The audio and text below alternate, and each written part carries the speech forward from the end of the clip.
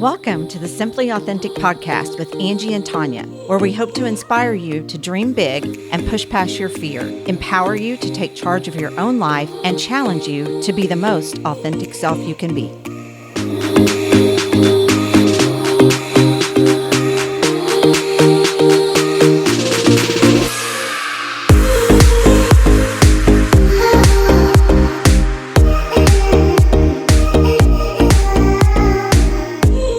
Welcome back to the Simply Authentic podcast. Today's episode, we are actually going to have a myth-buster episode for real estate. So what are the myths? What are the beliefs? What's a Zestimate? Exactly. My neighbor's house sold for an amount, so mine should be worth the same. If I put X amount of dollars in, I'll be able to get that back. Yeah, so that's going to be our focus today. So it should be fun. Yeah. So Angie, get us started with So let's start with Zestimate, okay? So Okay. Tanya, I saw online that my house was worth X amount, and that's the Zestimate, so that's what I want for my house. Yeah, so Mr. or Mrs. Consumer, the Zestimate collectively takes all the surrounding houses. So if the house next door is exactly like yours, sure, that estimate from that one house could potentially be okay. Mm-hmm. It could be a good comparable. But if you are the nicest house in the neighborhood and all the other ones are less superior, the Greater Springfield Board of Realtors, so this is for our area only. In different boards in Missouri, you go outside of here, they might be reporting their sales prices. We do not. So as a board, we do not report our sales prices to any platform. The only way you know exactly what your neighbor's house sold for is to call a realtor. And they can log in and say, Susie sold for $250,000. So the Zestimate is based off of a circumference in the area of where you live. So if you're a really great street, but there's two streets behind you and over to the west and over to maybe the east are really, really expensive homes, it's going to average all of that. So does that sound accurate to you, Angie? Would that be an accurate Zestimate for your house? No, absolutely not. Because we want to compare apples to apples, Yes, right? And exactly. if you're taking in a street that is not as desirable as yours, and even in some pocket neighborhoods in Springfield, it makes it really difficult because if you go downtown and you're near the Pickwick area, let's just say, for that area, but you go one street over, those houses are worth less. So the Zestimate is taking all that information in, and it's not really comparing apples to apples. Exactly. So you're going to hear us with a lot of our answers today promoting using a realtor. We exist for a reason. We absolutely are going to take care of your best interests, and that is why you hire us to begin with. Right. So the Zestimate is only scratching the surface of why you would hire a realtor and giving the value to the R, we call it, of using a realtor. So, Okay, let's go to the next one. Okay. So Angie, when it comes to home improvements, I'm always going to get dollar for dollar back in my pocket when I go to sell. If only that were true. Yes, right? for sure. That would be so wonderful. There are a lot of different reasons to make improvements to your home. And some of it's just for your own personal enjoyment, right? You want a specialized kitchen, or you want this really luxurious bathroom. And so when you approach doing improvements to your home, you need to approach them as, is this something that I'm going to enjoy? Why do I want to do this? If you're flipping a house, it makes it's completely different answer. But when it comes to the house you're going to live in, even if you're getting ready to sell, you need to be cautious in terms of what improvements you do make. Obviously, there are parts of your house that those improvements will pay you back more ROI than others, like your bathrooms and your kitchens updated, those kinds of things. But when it comes to exact return, you're not going to get that. There's going to be, again, we're talking about value here, and you're going to compare to how other homes in your neighborhood how much they're updated Right. when it comes to value. So you don't want to go over and above what your neighbors have done if you want to turn around and sell in 6 months or whatever. Again, take into consideration though that your personal enjoyment and what you can derive from that. Yeah. And an example I'll give you, over the weekend, I was in St. Louis at my brother's house, and he has some bathroom renovations he needs to do. And in St. Louis, it's a completely different gig up there getting handymen or contractors to show up. They're part of a union. And so it's a big deal. And he made the comment, well, it might take me 2 years to get someone in here. And I said, why not get on the list then? If they're going to take 2 years, your name needs to be on that list so you can enjoy those bathroom improvements while you live here and while the kids are at home, versus doing it in 8 years when you're ready to sell. Now you've thrown a bunch of money into something that you didn't get to enjoy. Absolutely. Another statistic I'll give you, and I looked this up, or maybe I just fell upon it on flooring. So I saw a recent statistic from 2022 that you would get 110% return on any flooring that you put in. Wow. So it just goes to show things change, the importance of items to the consumer change. And I just did a big flooring remodel in my house that I should have done 6 years ago. I've thought about it for 9 years while I've lived there. But now once it's done and I saw that return rate, and that's just an average, an annual average from NAR. But gosh, I wish I'd done it years ago, so I could have been enjoying it all this time. Yeah. So. Another good reason to hire a realtor, right? Because we are blessed with a National Association of Realtors who compile stats. They do yearly assessments of where, what the consumer wants, what they're looking at, what's most important to them. So we have all those stats at our disposal that we can use to help a homeowner. For sure. So let's shift gears just a little bit. It's one of my personal favorites. I'm going to sell my home for sale by owner because I will save money. What? You're going to do what?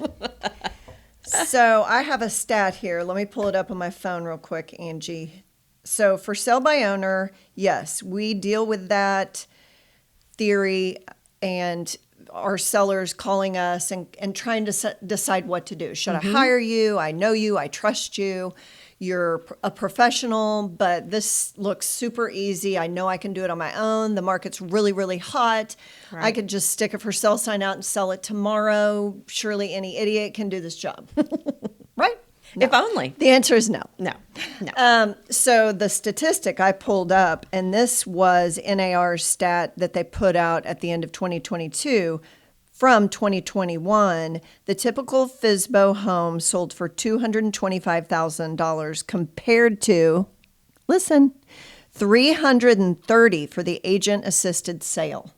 So if that's a national statistic and somebody left $105,000 on the table, right.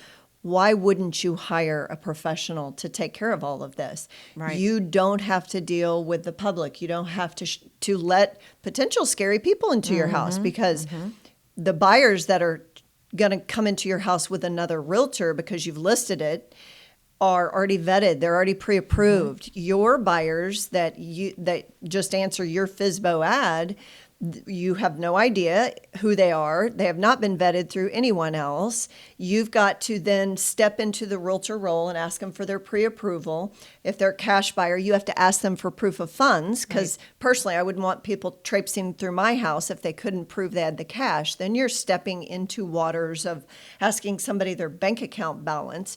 Do you really want to deal with that as a homeowner? And we do so much more in the transaction. We're skilled at negotiating. Right. We know why things are selling and for what price, and throwing in clauses that are helping buyers' offers stand out, like appraisal, waiving appraisal contingency or an appraisal gap. Right.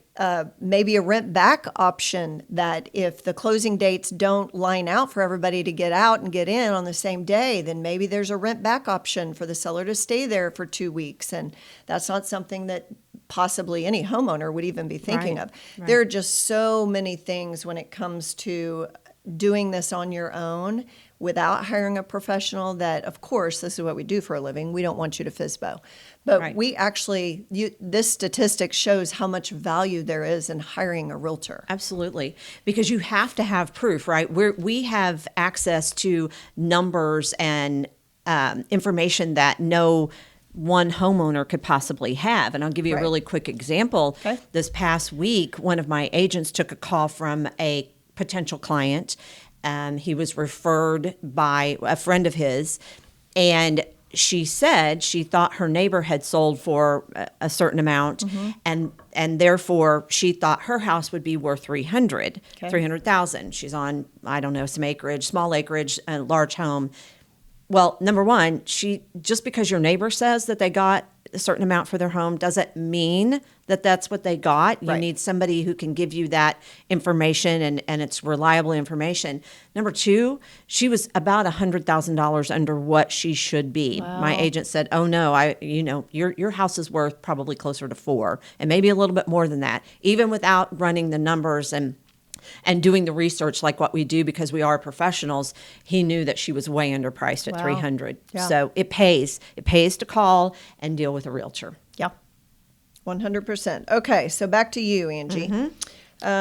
So I'm a buyer, and I suddenly want to go look at maybe 10 or 15 houses before I ever get pre-approved, because I want to make sure that I really want to buy a house and I want to get in some doors. So can you help me?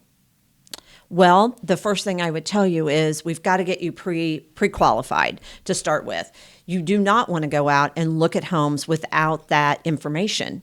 There's several reasons not to do that. Number one is, let's say that you used an online calculator, which those things Sure. have their purpose. It gives you at least a starting point. Right. So you start with an online calculator. I will say that most of those do not include your taxes and insurance, so Right. it's just figuring your principal and interest.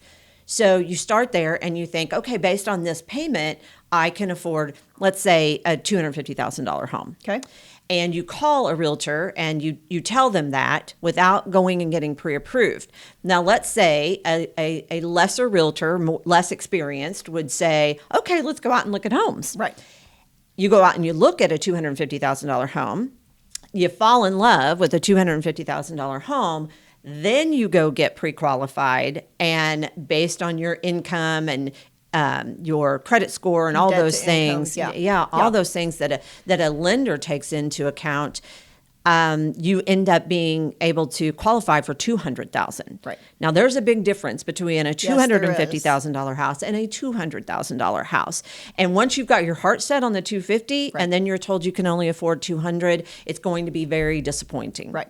Yes. So the other thing is, like we've mentioned a little bit in a previous answer, that homeowner that puts their home on the market, they're working hard to make sure that their home is presentable. They're picking up after themselves every morning when they leave. They're getting the kids wrangled, the dogs wrangled, all those Right. things. We want to be able to tell them that we're bringing a qualified Right. buyer. Yeah. And not wasting their time. Exactly. It is a waste of time, everyone's time, if you're not pre-qualified. So regardless of what your online calculator says and you think you might be able to afford X, you really must get pre-qualified before you go out and look. That's your Absolutely. first step. Absolutely.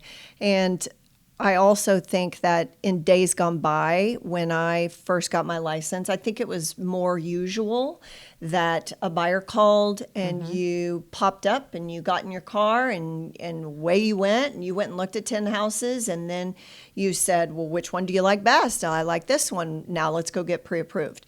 In today's world, that doesn't happen anymore, because in the last 3 years, we have been in such a tight market with supply being so far down and the buyer pool being so far up. If you're going to walk in that house and fall in love, you better have that letter in your hand. You better Right. know exactly what you can afford, what your payment's going to be, and know what those special clauses are that you can or can't do to write in to be a competitive offer. Right. So that non-pre-approved buyer, that has Doesn't have have to a the shot. wayside. No, Doesn't they have don't have a chance. shot. Nope. No.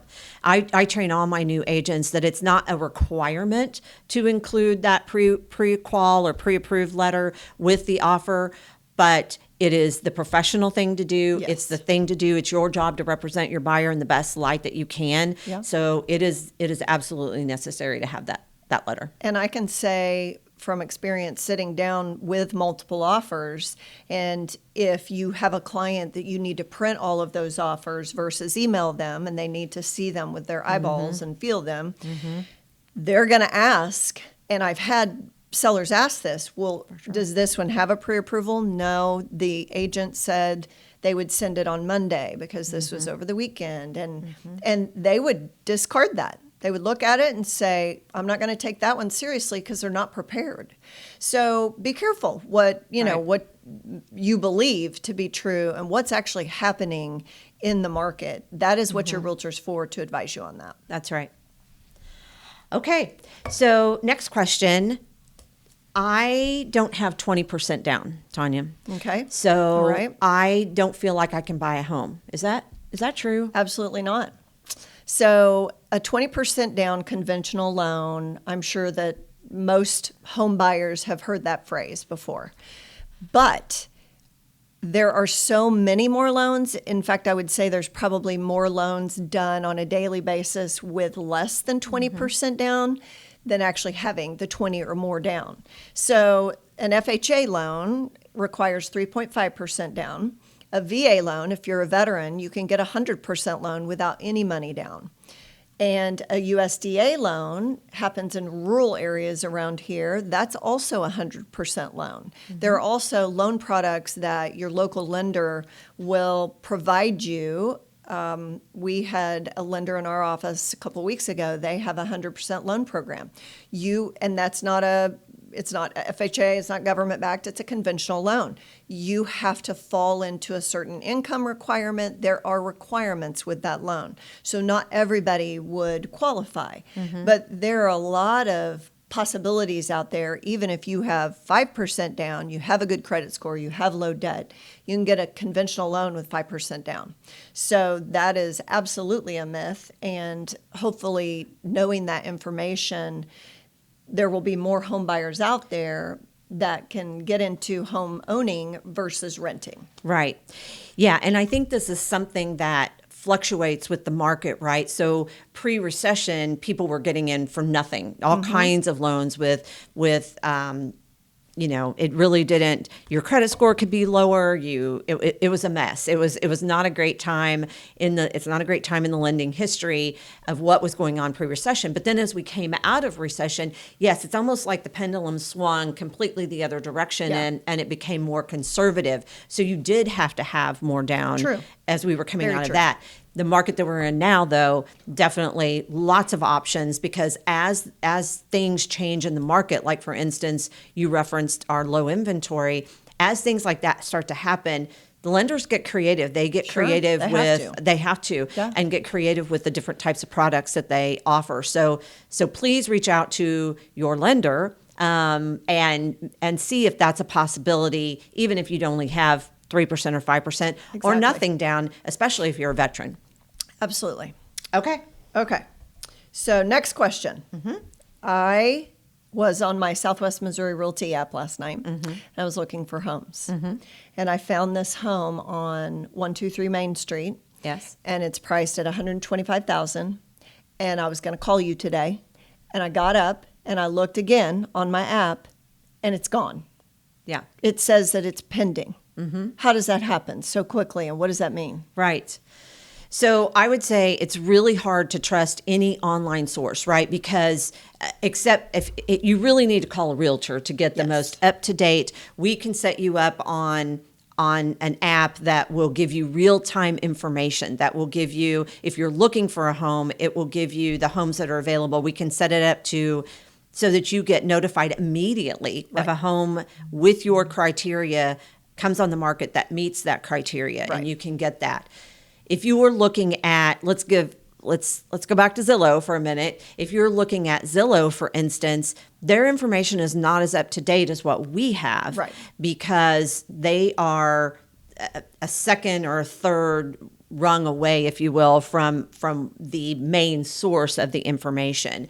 I've seen homes beyond Zillow that were actually for rent, and they said, they gave buy or vice Right. versa. Right. So really, to get the most up-to-date information, you need to be on a realtor's app or have a realtor set up a search for you so that you can get those immediate texts or emails that something has popped up on the market. So just because it's online showing active doesn't necessarily mean it still is, because homes are still, there are still pockets in the market that are selling in 24 hours Quickly. or Yeah. less, Yeah. just depending on where the house is. Yeah. And I know you have as well had a lot of circumstances in the last couple of years, in these 3 years that the market has been a little crazy, that your buyer, you text with them the night before, and then the next morning it's imperative that we reach out to the listing agent and say, is this home still available, and are there any offers yet? Right. Because you never know what kind of answer you're going to get with that. And then we have the most up-to-date information. That app isn't going to tell you, well, there's 7 offers on that property. Right. Do you want to get involved in that? So yeah, you would always need to call your realtor and ask them, please find out if this house is still available, if they have any offers yet, and then you're in position to line up your showing or not. Right. And you still need to be ready to act fairly quickly. Again, there are pockets that are selling very quickly. Yeah. So as soon as you see that come up on a reliable source, or you reach out to your realtor or whatever, you need to be prepared to go and look at that house very quickly. For sure. Okay. What's next? Okay. Well, let's talk about CMAs, what we refer to as CMAs, a comparable market analysis, and what that really is, and maybe some myths around that. Let's talk about that for a minute. Okay. So when we sit down with a seller, or they've called us and reached out and said, hey, I saw my neighbor sold. We just had a son graduate. We're thinking about selling in the next year or two. Could you run some numbers on our house? So most realtors are going to go into the neighborhood first, because not every house is going to look the same in each neighborhood. However, you want to know what's recently sold, what's active in the neighborhood. If these people pull the trigger in a week and wanted to list, is there any competition in the neighborhood? So starting with the neighborhood, we would want to know what has happened with sales in the neighborhood. Of course, we do our own diligence on their home and figure out square footage and what kind of updates or any kind of replacements of any items in the house, like a roof or a HVAC or flooring or new kitchen, were put in since they purchased it. That makes a huge difference in us running those numbers. And then from the neighborhood, we would go out and maybe in a 1 or 2 mile radius, depending on where you are. If you're in a rural property, say in Nixa, for instance, you might put in Nixa High School and compare to all the properties in Nixa, which would be several miles out, if you had a 5-acre parcel and house you were selling.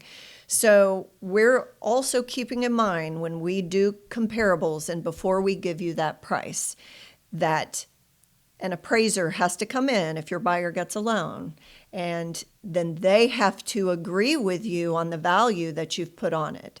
So I always like to look at it with my seller as a collective decision, that I'm the trusted advisor sitting at the table with all the information. They can't get into my system. They can't see what I see. And I can tell them, if someone sold for X, were there any closing costs paid with that? Because that's usually reported on our system. I can also see if a house sold and maybe they didn't report their sales price at all. Sometimes we can't even use those comparables, even if it's a very similar home. If it wasn't reported in our MLS, then we as the agent don't know what it was reported and a report what it sold at, and an appraiser will not be able to use that property either. Right. Likely. So we're always wanting that value to line up with what the appraiser is eventually going to say the value is. And we have to have supporting properties that compare. If you lay down your pricing to your seller and say, here's your range from 325 to 3 349. That's our range because this, and this sold. And they say, well, I want to go in high at 375. It is our duty to say, I can't support that with any comps. And therefore, an appraiser might not be able to support it as well. And they get the final say to either agree or say that it's not worth what we sold it for, or it's worth more, which is always good. But Right. that's the gamble. We don't ever know that. Right. So a couple of points based on what you said there. One thing, a CMA is an opinion of value. But if you are dealing with, let's say that you're interviewing 2 or 3 agents, which is not a bad idea at all. They all should come in pretty close if they're doing their homework. You can't call a realtor, and I love my dad. He does this to me all the time. So-and-so's got their house they're going to put on the market. What's it worth? That's not Right. what we do. No. I don't just have this crystal ball that sits on my desk and gives me random numbers. We are doing the research. If you hire a professional realtor, the thing that we offer is service. That's our job. It's our job to go out and advise you what you should price your house at after we do considerable research. Like Tanya said, maybe drive the neighborhood. Maybe we've asked you a ton of questions. We want to make sure we're comparing apples to apples. And we really want to make sure that we give you a value. And you mentioned range. Most agents aren't going to come out and say, you need to list your house at 350. Because there's a value range, and a lot of it depends on your motivation. If you, Right. If you don't have to move and you're putting your house on the market, or let's say you're 2 or 3 months out from really having to move and you've got a little time, you can probably afford to put it on the high end. But let's say that you've just been relocated to South Carolina and you don't have the kind of time because your family's going to be living in split places. Right. Your motivation is greater, so we're probably going to advise you to go in the middle or the lower end of the range. Right. And these are the kinds of things. And by the way, any realtor who's doing their job should be able to show you their homework. They shouldn't just come Absolutely. out and say, your house is worth $350, or the other thing I love is, what do you think your house is worth? Yeah. Well, and that is our ethical duty to show support. And we're actually supposed to keep that on records in our files for that listing that we take. Yes. That we know exactly and where we came up with that number. The client has a copy of that. It starts to, in the very beginning, to promote our value as a realtor if we can show them what these other homes sold for and why. And there's always differences. So Absolutely. it really comes down to fine-tuning that range, if there is a range that you are, well, you have granite and they had laminate, and you updated your kitchen and theirs is still 1970s. There's big differences in each individual home. Right. And we as realtors work really hard on those CMAs sometimes. And then other times, if you're in kind of a cookie cutter neighborhood that most of the homes look alike, it's a really fast selling neighborhood, then it might be easier to establish, there's been 10 sales in the last 6 months right here at this range, this is a no-brainer, this is what you can get, or one closed last week at this. It looks exactly like your home. So every situation's different. Absolutely. One quick point I want to make before we wrap this, because we may have to come back to this. Yeah, We've still for got sure. several myths that we have do. not busted yet. Right. But one thing I want to say is that if we come out and you say, well, I spent X on this and I still owe X, so that has nothing to do with value. What you owe on your house doesn't make any difference in terms of value. And a good realtor will tell you that it doesn't matter what you spent, it doesn't matter what you owe. We're basing it on true, recently sold comps. Right. And one other thing that I'll add to that, Angie, is if the house was sold 2 years ago, 5 years ago, 10 years ago for X, that has zero value on today's value. And a lot of people really have a problem what they feel overpaying on a house, because Jim, when he bought it, he paid $200, and now Jim is asking $450. And a lot of sellers will say, well, a lot of buyers rather will say, well, what'd they pay for it? I can tell you, but that's irrelevant. It doesn't matter what they bought it for 5 years ago. We are in a different market. Lots have changed in the last A 3 years of market. Right. And so it has zero relevance. So good for them. They're going to make some money, but Right. they've lived there and kept up with the home. There's a lot of expenses that go into that every year, and the updates go into that pricing as well. Right. So you could see, we could go on and on talking about these. On and on and on and on. But we'll save that for another day. Yes. So we'll wrap it here. We want to thank you for watching. Thanks, Gershman Studios, for hosting us today, and we'll see you next time. Bye-bye. Thanks for listening to the Simply Authentic podcast. Follow us on Facebook and Instagram. Be sure to listen to us on your favorite podcasting app.